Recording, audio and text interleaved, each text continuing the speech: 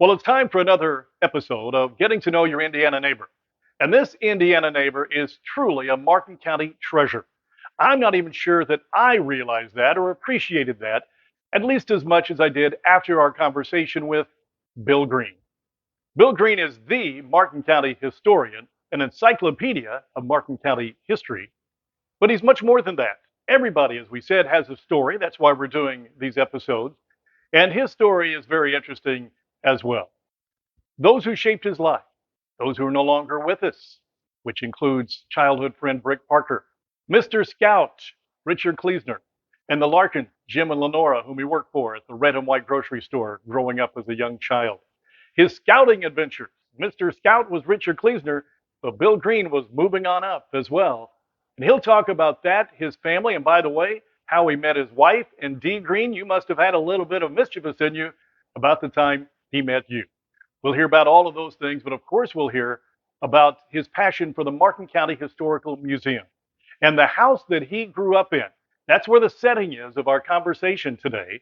1832, 190 years ago, the old roundhouse was built, and the Greenes, including his dad, have been living there since 1994. So I think this is extraordinary.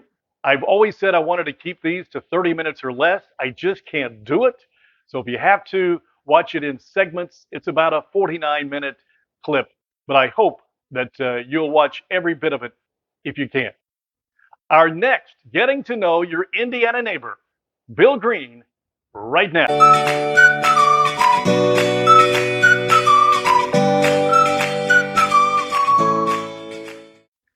Well, hello again, and welcome to another edition of Getting to Know Your Indiana Neighbor. And today we're talking to Bill Greene. Most of you know Bill, of course. He grew up here in Loogootee. We're going to find out a little bit more about Bill's childhood and his life here in Loogootee and all the way up to today. And we're going to talk about this beautiful historical house that we're in right now.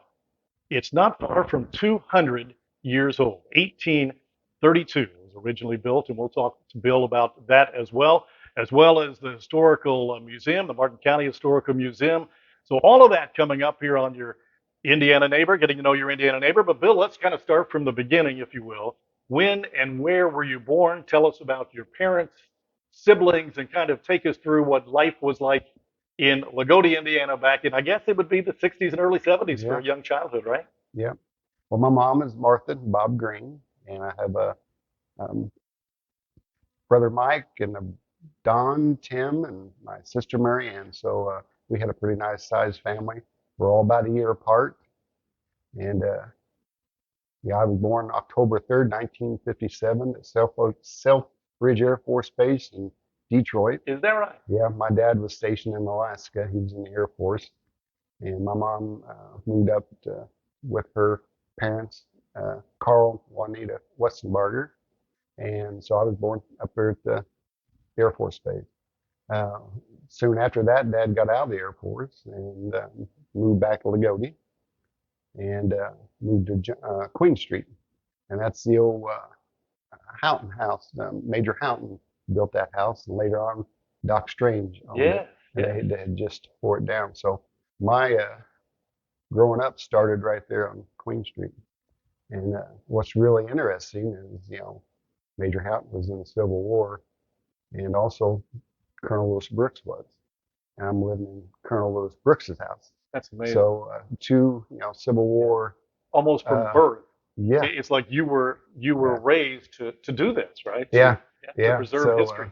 yeah, I think so. And then we moved to John Street, and John Street, I think that's where I met most of my friends and stuff, and like growing up there, and friends for life, all of them were, and but yeah, jo- John Street, if you don't know, is that row of houses just off of Walker, and it used to be years ago, I guess, the street in Loogootee, the big beautiful mhm, homes there, of course, yours being one of yeah, them, but a little bit different today. yeah. That was actually one of the Graham brothers built that house Okay. that owned the glass factory. One of the glass The one factories. that you grew up in? The one we moved to, the second house that I Okay. went to. So yeah, that neighborhood was pretty neat. Had a lot of friends there that I Who were met. some of the friends that you ran around with in your early Um, childhood? Well, Brick Parker was at Yep, the Rick. other corner, and they moved to Loogootee, and my mom said you need to get somebody to help you with the paper out. So I The old said, paper route. so I had a, I said you need to get hold of up there and talk to he's about your age, and so we met, and he's first it was in the winter time. Yeah, we decided because to go on a paper out together, and I used to always pull a sled around when it snowed and put my papers on it. So Brick and me went delivering papers, and about halfway through he got real cold and decided to jump on the sled, so I pulled him around. And that was the beginning of our friendship, and It's almost a um, rite of passage to have a paper route. We did the same thing, the yes, Maitlands as a family. I just remember mom or dad getting up whatever time, 3:30, 4 yeah, o'clock in the morning, right? You'd have to go get the paper. And didn't matter if it was 0 degrees. They got their oh paper. yeah, we Didn't last very long for us. yeah we collected pop bottles on the way, and you Well, get your 3 cents for the pop 3 cents, bottles. You go to exactly right. Kennedy grocery store and buy your penny candy, and yeah, my route took me to a lot of the stores back in those days. When some of my, Hassler's was grocery store, my grandma worked there. Anytime I went there, she always found a way to get me something sweet to eat there, and then I'd go to Nippy's, and he'd always save the cigar boxes for me for my baseball cards. So I always enjoyed going in there, and I don't know, Bill, that even to this day I've stepped foot into Nippy's. And I know I could go in yeah, there, but everybody talks about it. I remember my dad talking about Nippy's in the 50s. The kids couldn't go in there, hmm but they had teletype, and they would. That's how they would find out the baseball score, the World oh Series. yeah, So they'd yeah. look through the windows. At least that's the story I heard from your dad. But when you think about that, it's such a romantic time. I still have the cigar boxes, Is full that right? baseball cards. I'm guessing Yeah. you don't get rid of much. No, in our family, my mom and dad collected all kinds of Avon wheatenware, and so do we. I had Matchbox cars, political pens. I still got all that stuff. It's just part of that time, We everybody collected stuff, and I think a lot of people getting rid of stuff. I still haven't. I've gave the boys quite a bit of different things that I've collected, and I think it's just something we do. A lot of people do crossword puzzles and stuff, and then what do you do with those? You throw them away. Well, collecting artifacts or collecting things, to me is the same way.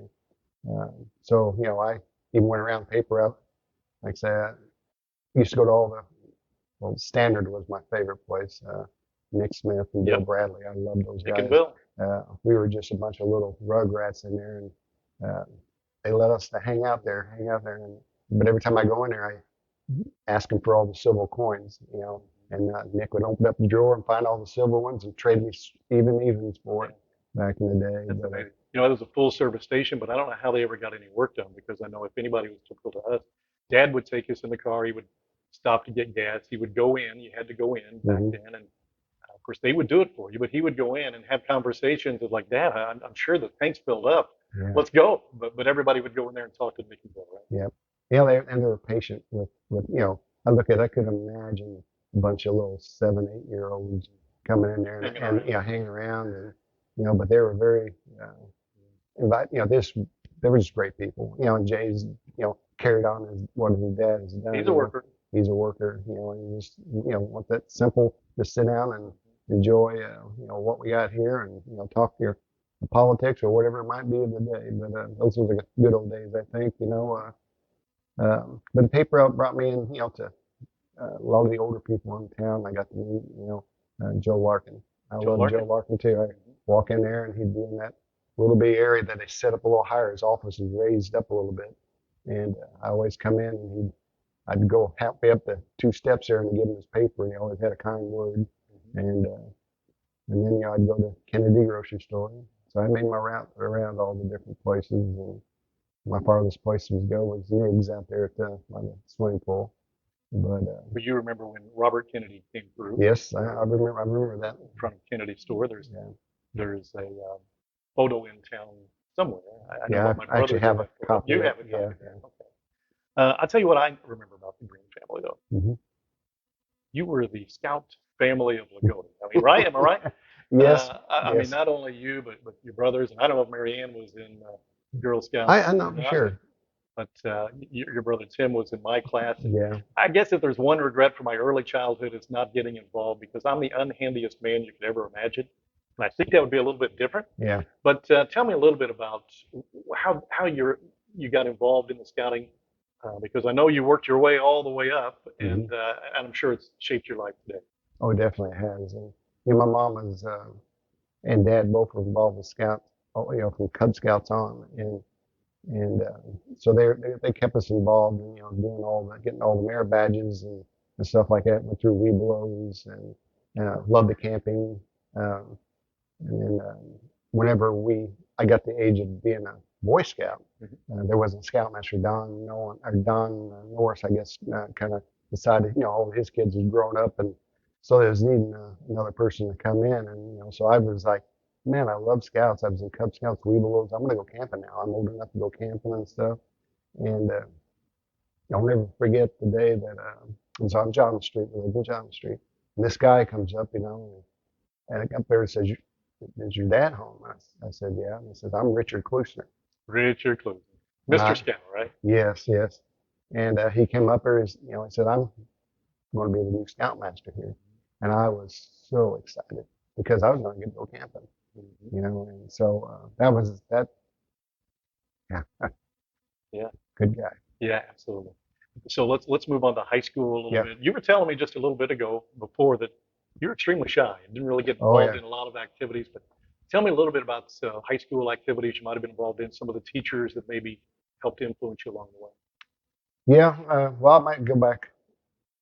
I went to the Catholic school to start with. Mm-hmm. I St. was at John, St. John's for 2 years and right? school burned down.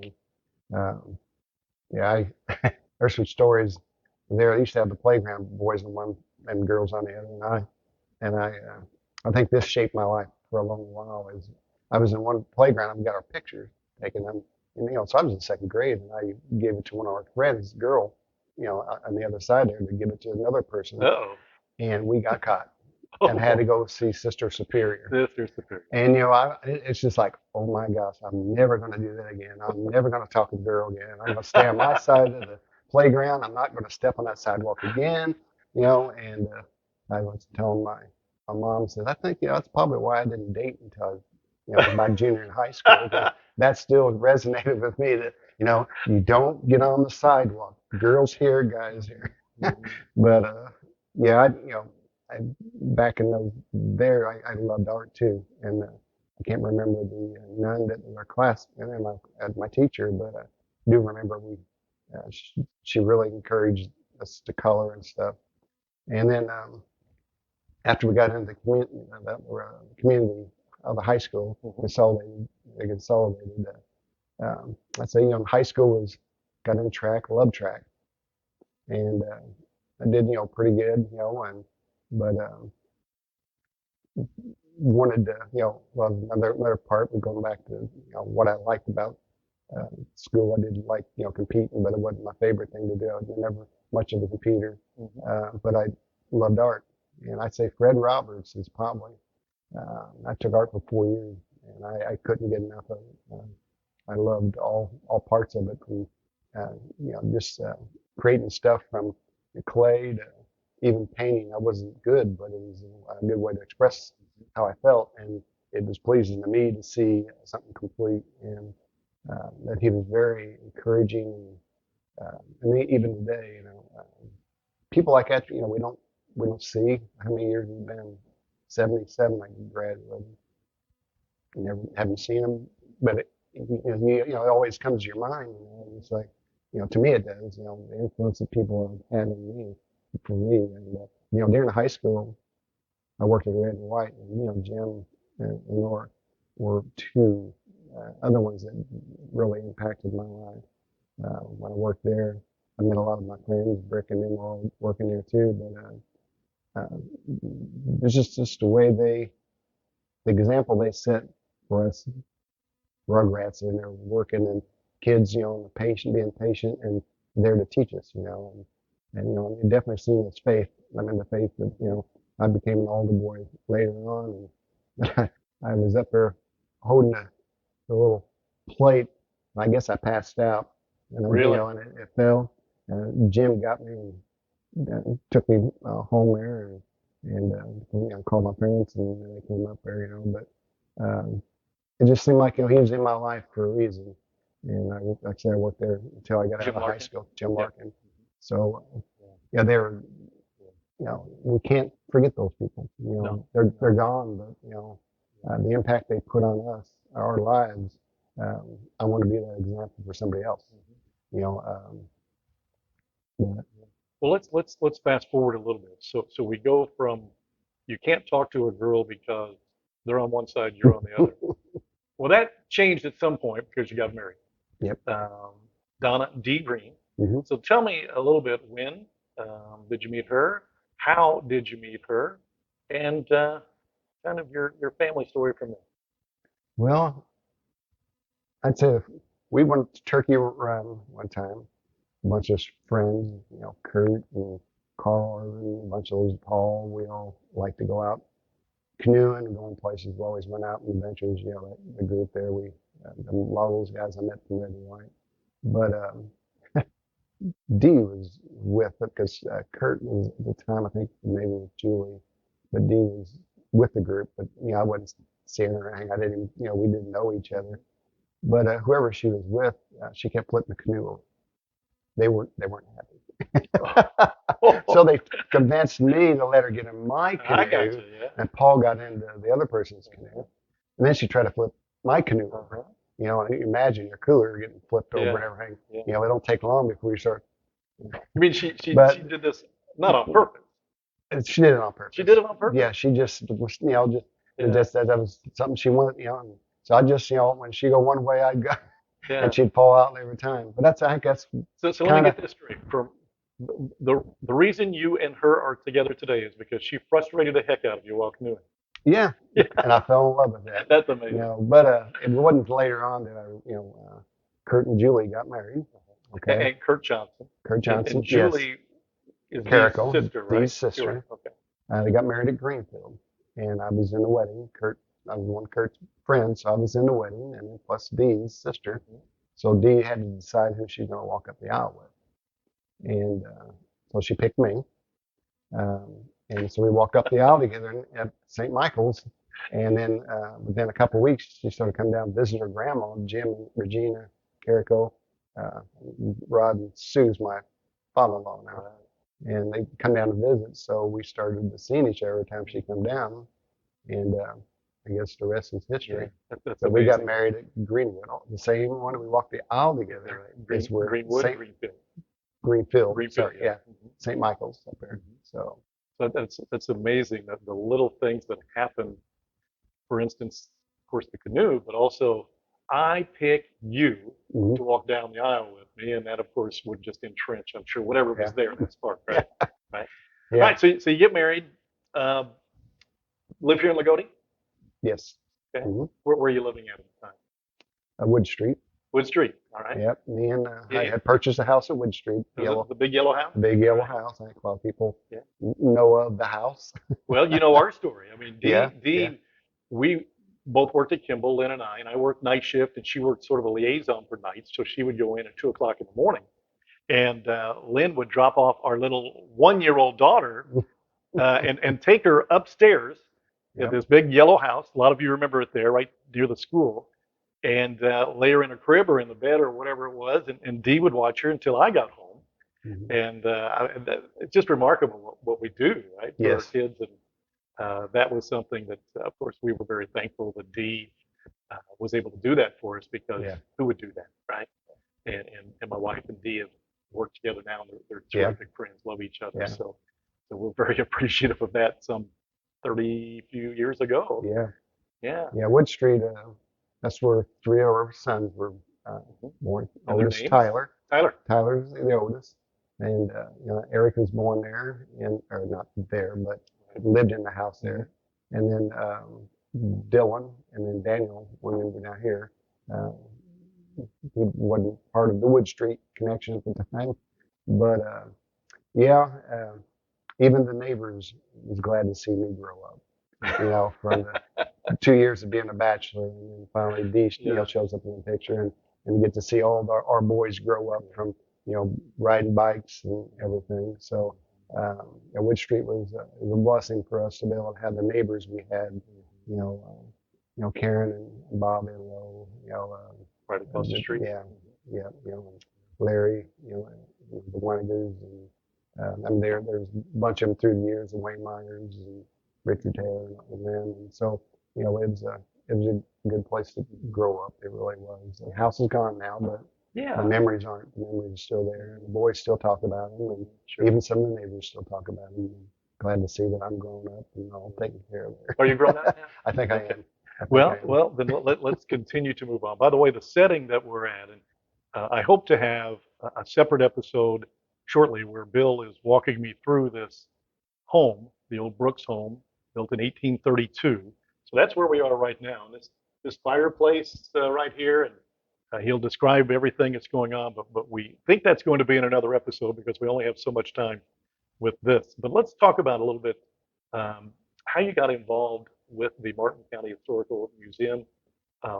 Why are you so passionate about preserving Martin County? First of all, I know you're a history buff, Right. and then a Indiana history buff, and then a Martin County history buff. But how did you first get involved? Well, if you asked me 15 years ago, I wouldn't have told you I would be doing this, to tell you the truth. I used to sit at Dairy Clinic for about 12 years, and Saturday mornings my dad would go in there. And had a regular bunch of farmers and different, but he always wanted to bring something to talk about. He'd bring a paper that he found and he'd share with everybody. When the people come in, he'd show them. And that was really neat. I learned a lot there, but I still didn't have that desire to sit there and get out and keep going with it. Right. And Dad, he got the book, him and Ray put together images of Loogootee. Um, and so Dad's history and my mom's too, when they got started was in the 60s going around. Dad went to the nursing homes and talked to these guys in the glass factories. And so he got a lot of his information right from the source. He got a lot of pictures from these guys. Uh, so he's been doing it for a long time. When Dad passed away in '09, I had no desire to do anything with history. But then something just clicked on me. I wanted to go. I hung around with the same people he did, and they're all older people. So I started to bring in stuff like Dad did, and thought, Yeah. why not? And they really appreciated me doing it. And then my uncle would always call, and I would call him back because my dad talked to him once or twice a week. So we started talking. And he's Bill Greene, Pensacola. It's my uncle. And he made models for my dad, which you see at the museum and also here at the house. So, I still wasn't, I was getting there. But when I actually got all his totes and totes and totes of stuff, I'm thinking, oh my gosh, in my lifetime, I will not be able to do it justice. I can't put it out there quickly. And that's why, you know, one of the things that, my dad was worried about is you spent your whole life trying, to gather history, but when you're gone, who's going to carry on? And, life is that way. So all the things we do good, if it's Richard Klucher with Habitat, and, I mean, how do we put things in place to carry it on? Right. If you're president of the Historical Society, but if you leave, does it still go? How do you sustain it? Steve Ferguson's another good one. He said, how do you sustain something? You don't want to invest all your time in something that you can't sustain it. And so I'm sitting there thinking, like, who is going to carry on? Because if I don't carry on, everything I got here is going to be split up, gone, and nobody's going to tell the story. And to think of all Dad's life of gathering that history and think that it could just go into totes and not be seen for years and years and years. And it made me think, well, so I need to get out there and make more historians out of not just me being that person filling the shoes. No, I need to create a bunch of shoes and run it all over the place and love with what we're doing here. And so I started out, thought, well, get into the school. So I created a coloring book. It's a image of seeing, what's the name? Through my father's eyes. So it was what my dad seen. I got motivated to think, well, my dad talked about history and the things he's seen. And so I thought I'd put it in a coloring book. So I used some of this, the information out of his book and create a coloring book for the second graders. And I get grants and the second graders get coloring books every year. And so I thought that's how I'm going to do it. Well, kids love coloring books, but when they become adults, do they really know what they really had there? So then I decided, well, social media. Everybody's got a phone in their hand. Everybody's walking around. Why can't I tap into that with my dad's stuff? So then I created a Facebook page, Martin County Historical Society, Indiana. And I thought, Dad would say the same thing. Everything he has is not his. He's just sharing, just like Ruby Stiles, the information she gave him, I mean, that's another person, I look at whenever somebody, I don't know Ruby Stiles, she changed my life forever. And look the impact that other people are doing for all of us that we don't even know. And why not honor them? Keep honoring them. And the museum, we have a wall full of pictures of these people that are, that made the museum what it is. It's not, none of us, we're volunteers that carry on what they're doing. And we're hoping to be able to make it better. And then one day we'll be on the wall and it says, I remember him, or, you'll know Ruby Stiles because all the work that's been done through Dad, me, and all others is, and Ruby's just one of thousands of people. I wish I could honor them all, but everybody's got a person that made you who you are. The Richard Klushner, and that's what motivates me is I want to see more of those people out there, and I want to be the example. So how do you sustain sharing the history, our heritage, our county heritage, if we're just going to have me come up and talk about something? Well, share it. Right. I mean, share it on Facebook. Let people have copies of everything because every family has a historian. They don't know it yet. They don't know it yet. I didn't know I was going to be one, but they don't know it yet. But whenever they get the stuff laid out, it's, oh my gosh, this is my family. Just like yesterday, I posted a picture that Gene Stuckey let me have, and it was about a bowling alley on Main Street. Yeah. And then duck pin. Yeah, duck pin bowling. Yeah. And, then you got the Helmses and Harris. Then you get oh my gosh, that's part of my family. So you get people collecting our information and then inserting into their family because who are we? Right. We're a lot bigger than just self. Yeah. We really are, and that's what this next generation, each generation from now, need to know that you're a lot more than just who I am right here. I go a lot deeper. Isn't it amazing to preserve history? The best way to do that is modern technology. Yeah. Facebook. Yes. Right? I mean, it took us to another whole Well, level. I mean, let's face it. I absolutely love the old photos. I don't care what it is. I'm very intrigued now by what is it, Mustering Elm and Trinity Springs.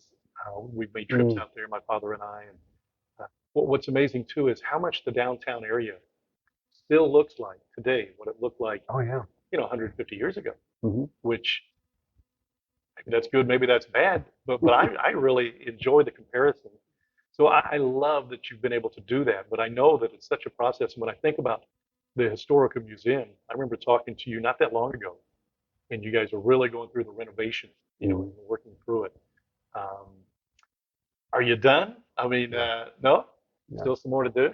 Well, it's all about time. We got some outstanding volunteers over there. Without the volunteers, none of this could even happen. And through the memberships, we're up to around 1,200 members. We started probably 4 years ago at 120 something. Yeah, let's talk about that real quick because part of this, we want people to be more involved with the Martin County Historical Society or Museum, and people may not know how. So how might people donate? How might people become members and help support the museum? Basically, come to the museum on Wednesday, Fridays, and Saturdays. You can get an application there. You can go online. We have our website you can go to, or just contact any of us, the board members and stuff. We're hoping to be able to be open more.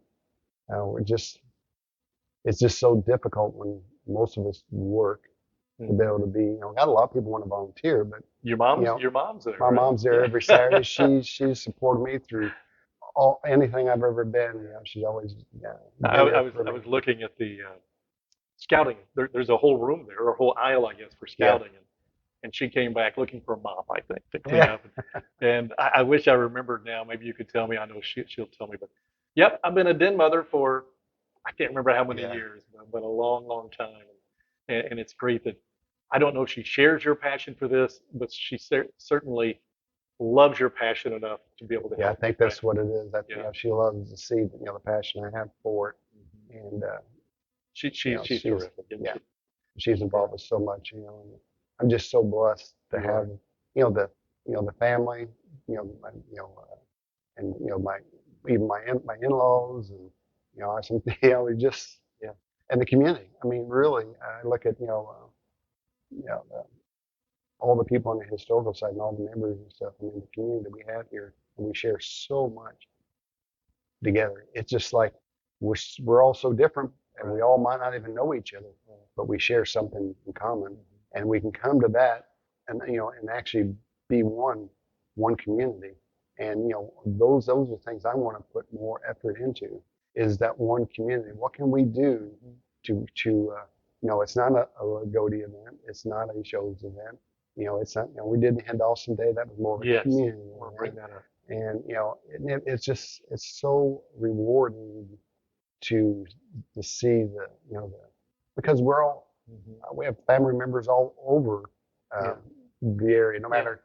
And you realize, and I think I realize, but the history of Indoston and the Falls, I'm not talking about early 1900s, things like that. I'm talking about I can relate from when I was a little child. Mhm. My father, my uncle Jim Perry, who just moved here from Arizona, is enamored with Boston Falls. And we were also pleased when you put in the effort last year to put together Dawson Days and not forget Dawson. And tell me a little bit about that. And is there going to be another Dawson Day? Well, it really wasn't me for Martin County Group.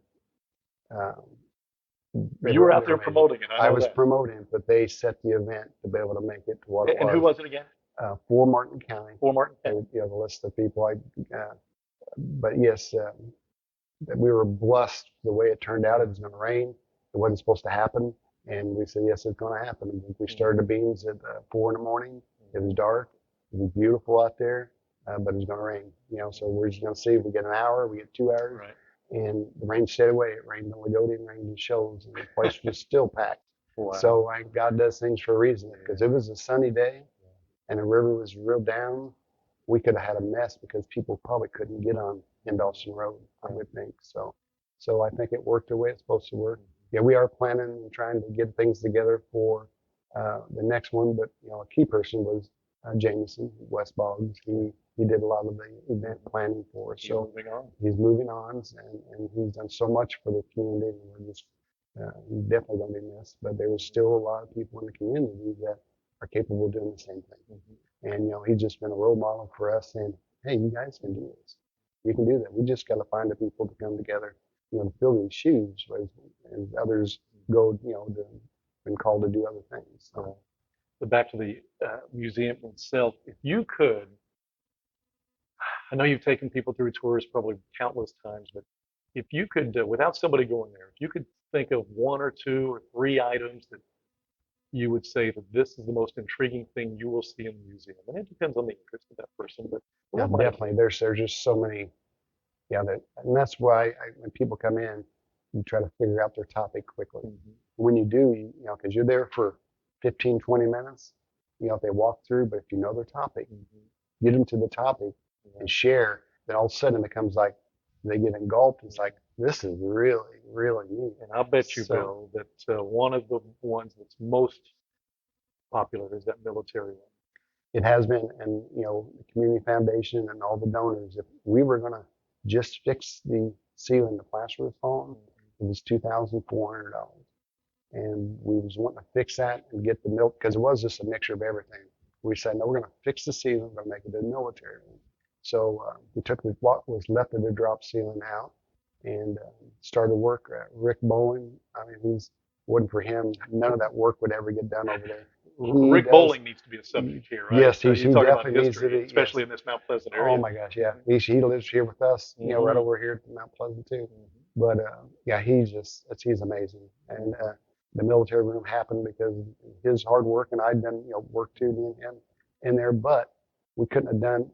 We had to hire down the roof, the ceiling, and so we got that done. But we started to do the rest, and so we asked the community to help out, and the community foundation gave us money, and it just started rolling in, and then all of a sudden it was like $10,000. I'm like, oh my gosh.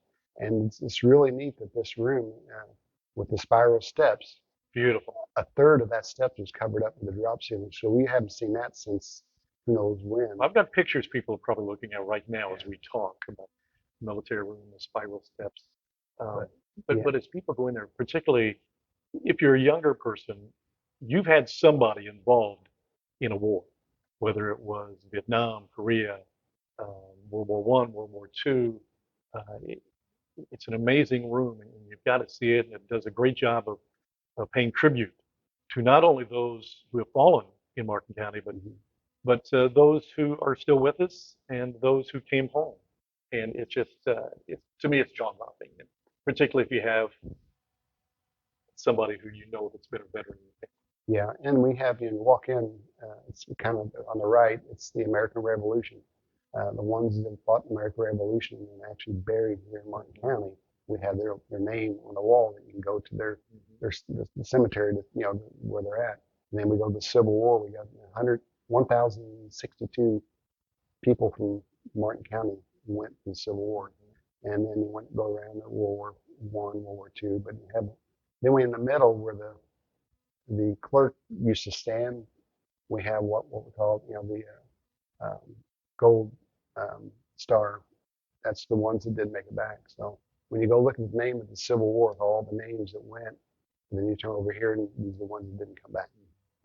And then World War I's another one that I talk a lot about, because we actually have all the people that came in to enlist came to the courthouse, and there in one of the bolts was a stick that they measured each soldier, each one that came and enlisted, and it was tagged on there that it was used for World War I measure.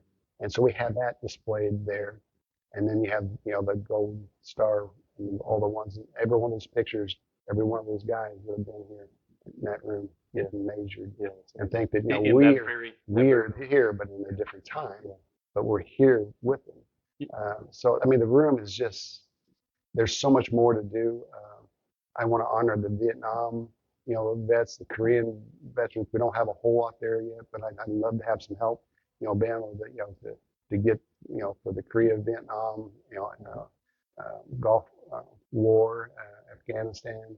I mean, all that, we need this. It's not for this next generation needs to know your story. So if you have somebody that was involved in Iraq, maybe you were, you have somebody Korean, Vietnam, you know where to get the information to, and that's to this man right here. And even just the names of all that served, have a plaque with all the names that served, you don't want their picture up there, but if they do, we have space for it too. But we just want to make it, so the next generation, might say, that's my grandpa.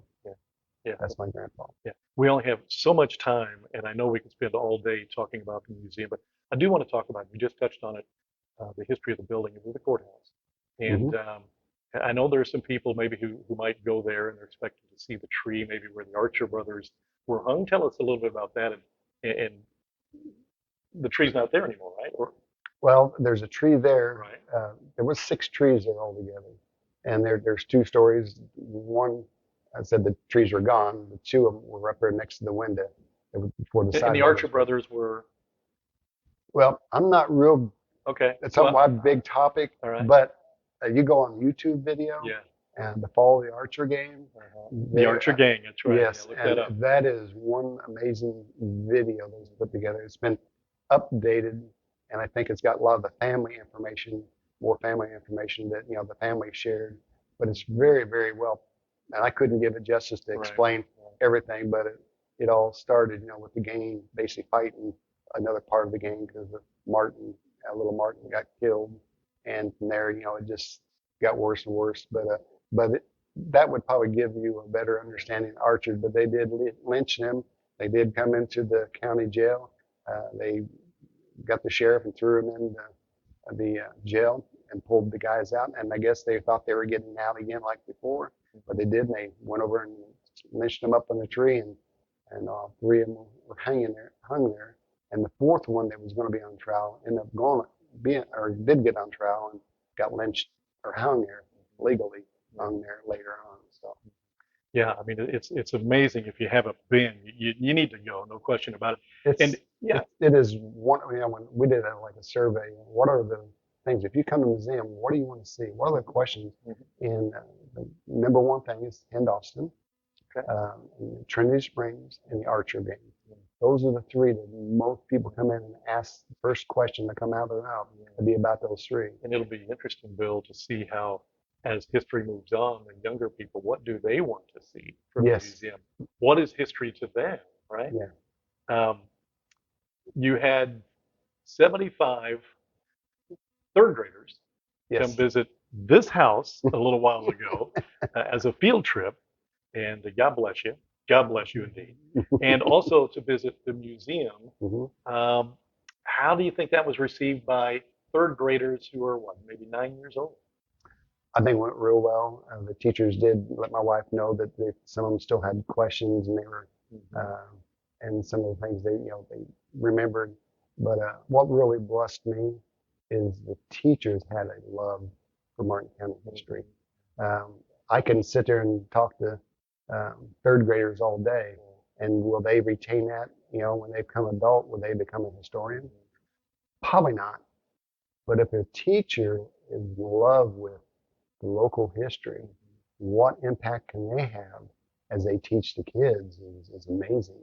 And we are blessed with some really good teachers that have that sense of community and wanting the kids to know that their grandparents were somebody really special, or their parent, or that they made a difference, and you can make a difference, and that's what it's all about. Because without our ancestors making a difference and doing without during World War I, the Depression and all the stuff they went through, they made it through there, and they made a difference, and that's why we are so blessed, as a community, is because of that. And we've got to look at the positive part of what has happened, and there's always going to be things that are not going to go the way we want, but the bottom line is, there's a lot of good, and when we can focus on that good, a lot of good things happen, and it continues to grow and grow and grow.